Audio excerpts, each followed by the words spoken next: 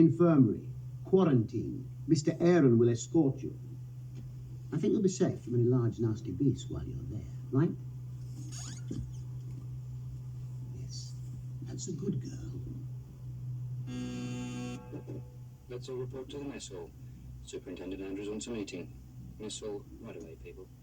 Isn't there any way off of this place? Some way to escape? No. A supply ship comes every 6 months. That's it? That's it. They are sending somebody to pick you up quite soon, I know. Really? What soon? I don't know. Nobody's ever been in a hurry to get here before. You just say I'm crazy. That's a bit uncharitable.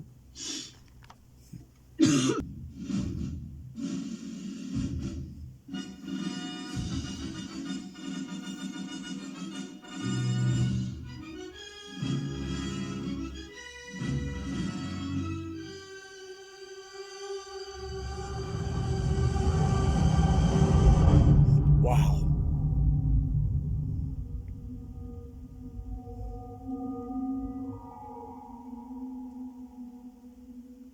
It's like a flashback. Only, yeah, this is like a 6-track version. With the split stereo surround that would have been on 70mm. Of course, version I heard at Tower Park 82 would have been 35mm Dolby Stereo SR format SRA5 with the overhead surround. Of course, I could down mix this or go to the analog version on it, 424, or I think get hold of the NTSC Laserdisc. Just the standard letterbox scope version. But yeah, it's pretty much more or less what I heard with the overheads. It was in smaller, or I think it was in a smaller auditorium size. Any one of the screens from 1 to 4 or 7 to 10.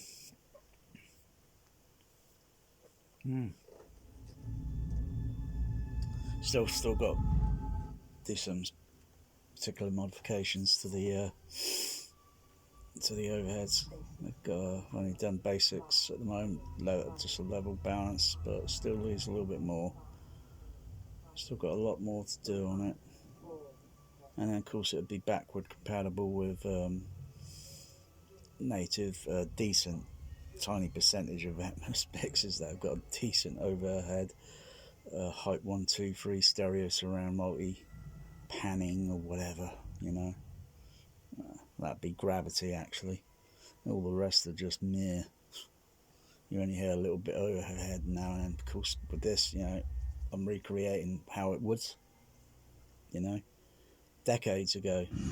Last time overheads were probably used at Tower Park were probably 1998 or 1999, because I didn't go a couple of years, I think, after I saw, gosh, I can't try and hang on, which movie was it?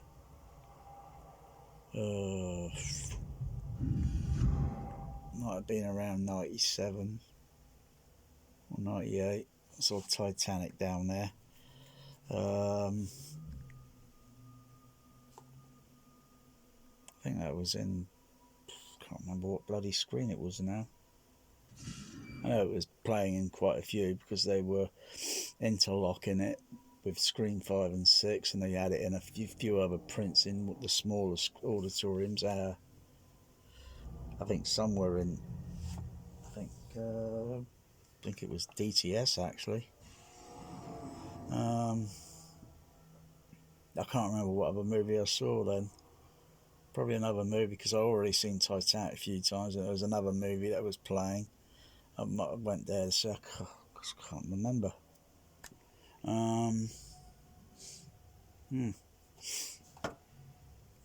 But I didn't go there for about another year or two. And when I went back down there to see another movie, I think it was Mission to Mars. That was early 2000. I noticed the surrounds were all changed in the auditorium. All the overheads were gone, and they just put them down sidewall, left half, right half, sort of common configuration.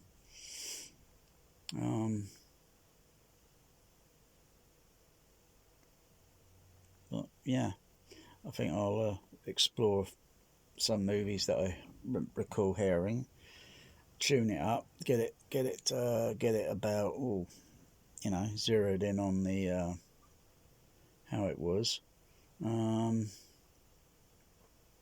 maybe try a few other films that I kind of missed.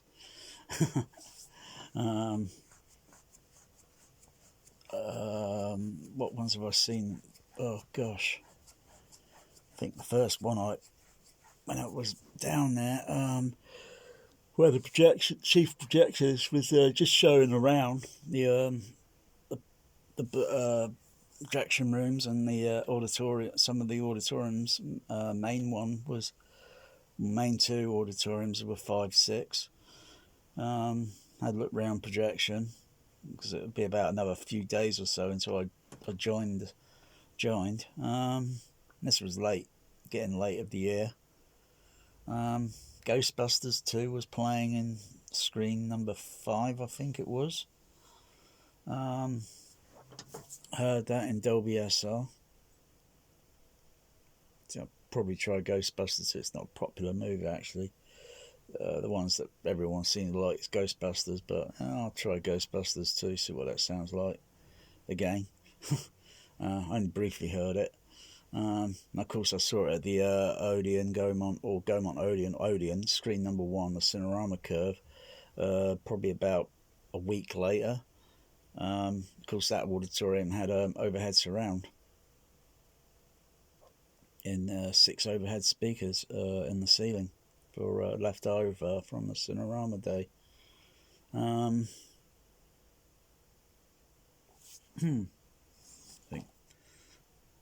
Movies when I was down or projected. Oh crikey! I almost lose count how many I projected. Though it's very few, given there's something like probably 6 billion movies today worldwide. I'll just randomly go off.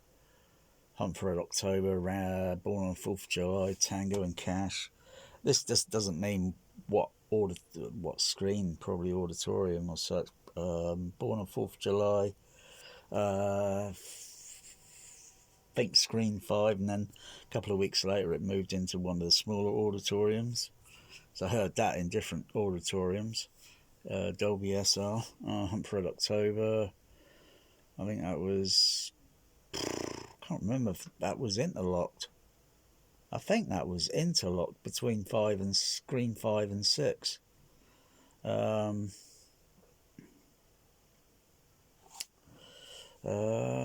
was SR. Die Hard 2. I think that was in. Oh gosh. Die Hard 2. Where was that? Actually, no, I think it was a little bit late, very late or something. I think I kind of left then. I think I saw that in a small auditorium in Dolby SR. Always, the Spielberg movie. I think that got put into the smaller auditoriums when it opened. That played for weeks, I think. Did I mention Tango and Cash? I think I did. I think that started up in screen number 6, A-type, and then that moved into one of the smaller auditoriums. Good gosh, it's very hard to remember. Gosh, quite a lot. Other ones that you run a film, but you probably don't get a chance to see it or listen to it, whatever. You only view it a little bit out through the port window, hear a little bit of the soundtrack on the booth monitor.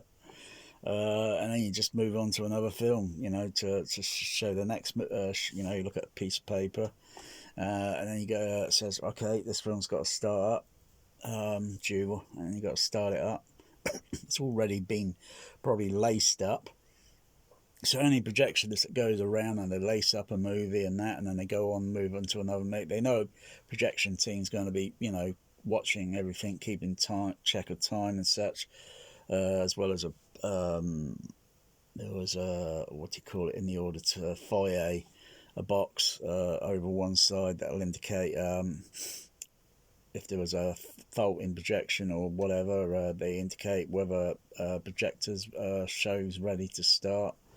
Hardly used automation, it was all manual. There was no auto lens turret or anything, it was all manual, all manual lens changeover, manual masking and everything, just no tabs. It kind of spoils the cinema going, no curtains, tabs. But the box kind of indicates with, I think there was green indicated, I think it was movie was about playing or something.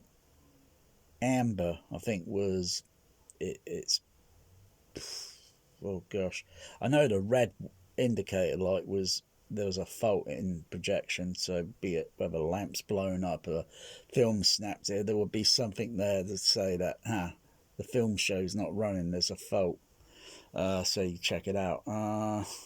Yeah, but always you have paper and you look around, see, check your watch and go run the next show, or a show's just finished and you just lace it up. Clean projector down, and also yeah, and none of the public knew any of that happened. Yeah,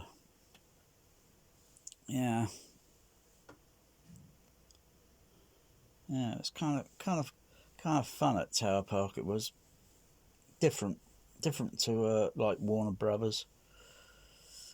Projections are all on one floor level. You just walk down the long corridor, long projection room, going from one projector to the next, and lace up, show, movie, go through. Oh, and they're all left half, right half surround configuration. Nothing unique.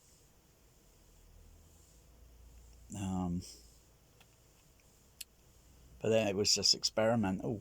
The overhead surround at Tower Park, modern day experimental.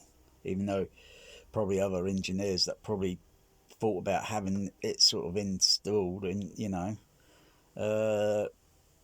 see how it works out, you know, see what, you know, I don't know how public reaction, or even how the public got to react to it, or very little round here today would even know, probably even knew it existed. And most probably got an Atmos, probably a Trin or Luxury or whatever in their luxury home down here in Sandbanks.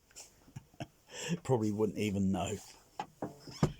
You say overhead surround's been around a lot longer, and they go, huh, what?